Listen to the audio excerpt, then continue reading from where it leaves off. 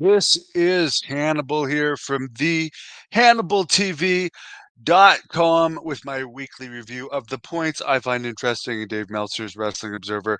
There's a lot in here I don't find interesting that I don't report on, but you guys might, so you guys can get the Observer yourself if you want to read it. One thing I did find interesting, I've been talking about all the no-shows on AEW, people they false advertise for Canadian shows. There was false advertisements for every single one of their Canadian shows so far, including at least 6 major players for the 1 year in Ottawa. But this is pretty bad for the June 20th taping in Allentown. Of all the people on the poster, according to the Observer, only Malachi Black was actually on the show. So Malachi Black, who's the second person on the lower right-hand side of this person, was the only one to show on the show. And they actually had a decent crowd in Allentown. But how many people came for the ones that were on the poster? The Allentown crowd, to be exact, was, I mean, I don't know how many of this is comp, but 2,951 fans. So I'll start with the AEW news. They were also in Buffalo this week. 4,000 fans for Dynamite. Apparently, that's about all the news for the week that I found interesting of AEW. WWE is a little bit more interesting. Officially, they announced their multi-year contract with the Indiana Sports Corporation to have WrestleMania, SummerSlam, and Royal Rumble at Locust Oil Stadium. SummerSlam will be 2 days starting next year. And apparently this deal includes a lot of Raw and SmackDowns, not only in Indianapolis, but in Fort Wayne and in Evansville as well. I have been to Evansville before. I did do like a 4+ hour shoot interview with Tracy Smothers there, and sorry about his passing. And I remember actually went out in Evansville the night before, which was all right to see the town, but it wasn't really. I went to the casino and a couple bars, and that wasn't really my scene at the bars. Apparently, the deal for this Indiana deal runs until 2032. And I guess there was a Raw in Indianapolis Monday when they announced the deal. They had 11,316 fans there for Raw. And as part of this Indiana deal, they're going to be getting the WWE will be getting the largest WrestleMania deal to date. Pat McAfee had a lot to do with this deal coming through apparently. And I did see Triple H on the Pat McAfee show, and I know I always pronounce his last name wrong. I forget how to pronounce it right, so sorry. As far as what Triple H talked about on that show, he talked about doing a NXT event on the Pat's show. Let's just put it that way. And he also said something interesting. He said WWE today. I did watch the show, by the way. I'm not just regurgitating the Observer for this. He said that WWE is a television entertainment show about sports. It's not a sports event. So if it's a television scripted entertainment show about sports, why are the wrestlers not allowed to join the actors union? Or why isn't, I guess they can be in the actors union if they're doing an outside acting project, but why are wrestlers not considered actors if it's an entertainment show about wrestling? To me, they should be allowed to, but they're getting paid enough these days with the minimum pay of 350 grand, hardly having to work anymore.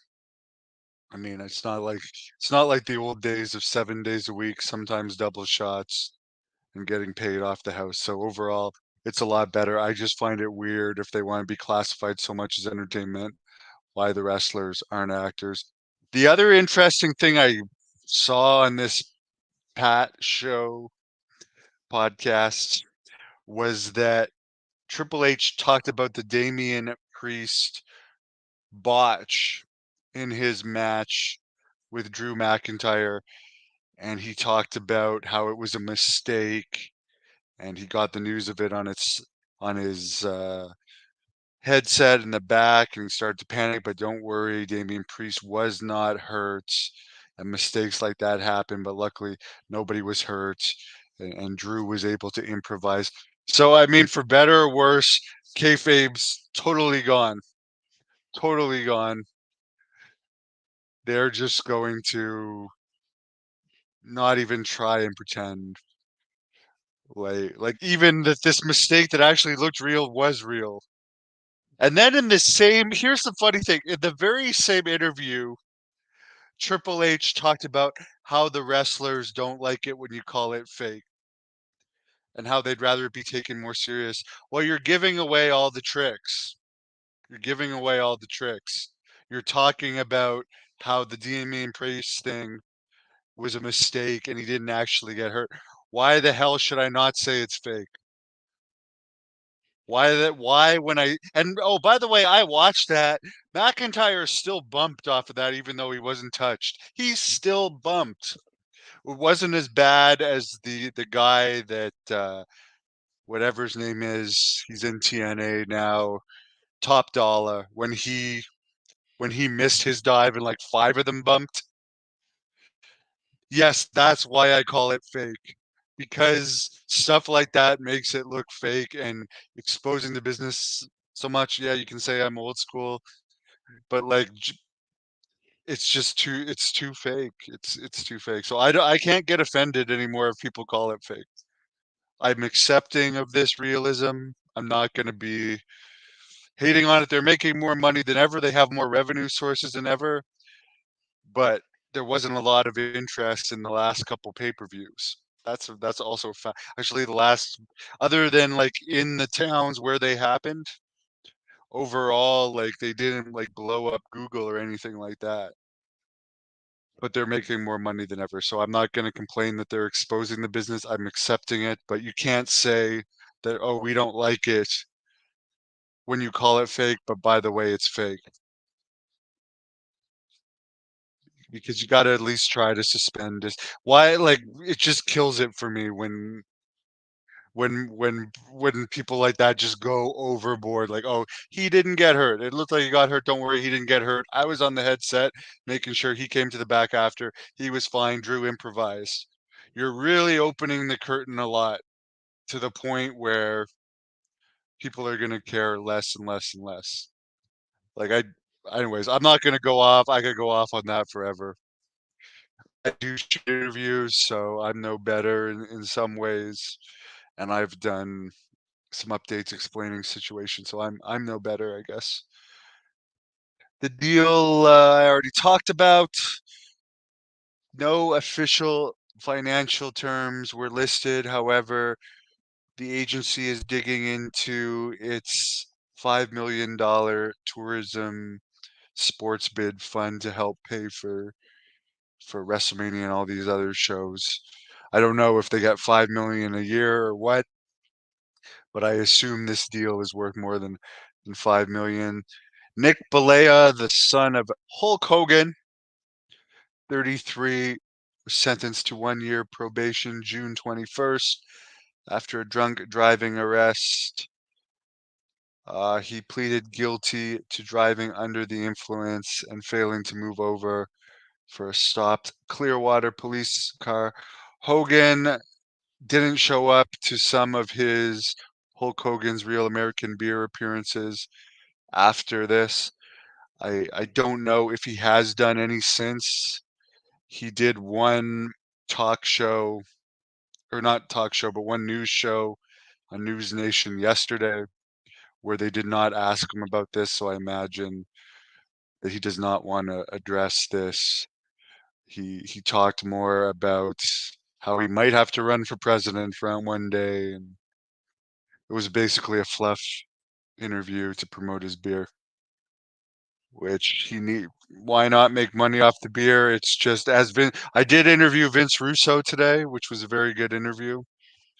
talking about the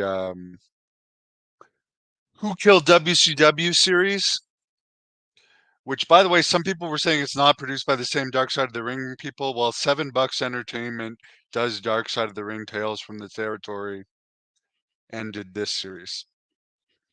So yes, it was. And I was on Dark Side of the Ring, where they definitely did some creative editing with me.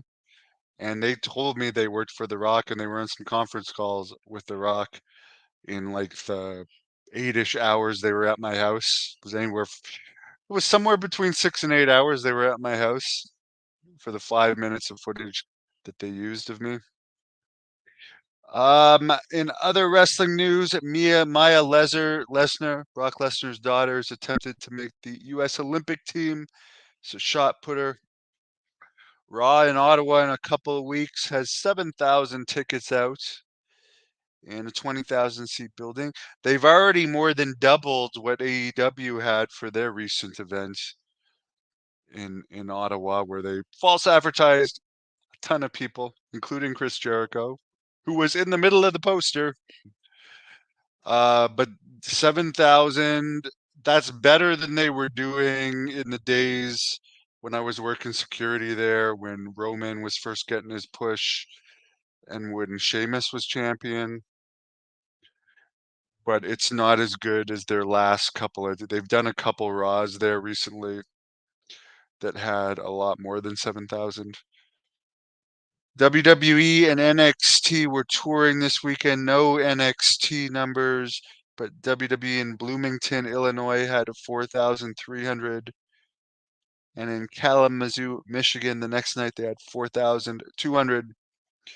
SmackDown in Chicago had 14,698. They did not sell out despite having CM Punk on the card, which they did advertise him for. He didn't wrestle, but I'm actually surprised they didn't sell out. I remember the last time they were in Chicago, they actually, if you guys remember, they didn't even have the Titantron.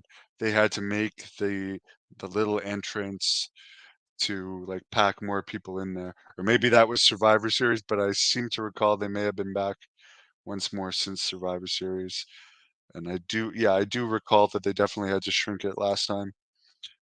As far as the other wrestling news, Jamie Kellner, who was the one that worked for Turner, who actually cut the cord on WCW, died at 77 this week. Coincidentally, the same week that the last episode of Who Killed WCW aired, which this week's was by far the most boring episode. The rating was down this week. I think the Vince Russo episode actually may have done the best rating, either that or the first one. It was close, but I don't have the rating right offhand, but I know it was definitely down this week. 0.05, which, by the way, that's a lot better than TNA, which I don't even see a rating for TNA this week. The last couple weeks they haven't even made a 0.01, but this allegiance with WWE is definitely helping getting a buzz with the product. So I will say they're on a better track, and they have PCO promoting the hell out of this Montreal event that they're doing coming up, which is going to be their biggest crowd since the Hogan era. All directly due, well, it's directly due to PCO and his local promotion of the event, but also this whole WWE influence. Um, it's unknown if Jeff Hardy will be allowed in Canada for the Montreal taping. Canada's very strict on letting people in with criminal records, but WWE in the past has able to pull some strings to get them in, and TNA is working with WWE now, so who knows? Arena Mexico sold out with 15,000 fans June 21st for Fantastica Mania. And that's about it. Make sure tomorrow night, I'm real excited about this. By the way, please give this video a thumbs up. But tomorrow night, we are doing a big event Great North Wrestling Schools Out Slam in Napanee, Ontario, featuring Renee Dupree, who I interviewed on here a few days ago. Wrestling Nathan Banner, former Pro Wrestling 01 Japan star. The Blood Hunter is going to be returning. Paul Roma, Mario Mancini, Angel Medina, who's coming in today. I believe he's just landed. So that's something I'm really pumped about. We are going to try and live stream it. And I honestly think the live stream is going to work. So tomorrow night, 7 p.m., The Hannibal TV on Facebook and YouTube. You can check out the live stream. We are also coming to Petawawa, Ontario, August 31st. And some of you may have seen the trailer or the teaser. It's not really a trailer. There's been some stuff filmed for my Blood Hunter movie that we started filming, but I had some personal problems come up in my life that I had to get resolved. And they're long behind me now, and I'm going to finish the movie. I'll be shooting the wrestling scene of the movie before the event starts, like before the first match, August 31st. Katie Lee Burchill and the Warlord are going to be on that event. Richie Hodge, what's the story? Thanks for causing Mario to get all angry and cranky at me the other day. Thanks a lot, Richie. But it's all right. Oh, there you go. You're apologizing for it. Mike D. Mike, by the way, Piper is coming to see me Canada Day. Canada Day is Monday. And I'll show you a picture of her today. She was suntanning. Look what an adorable dog she is. I gotta end it at that because I love my dog, Piper. She's doing great these days. And I'm very happy to see her suntanning.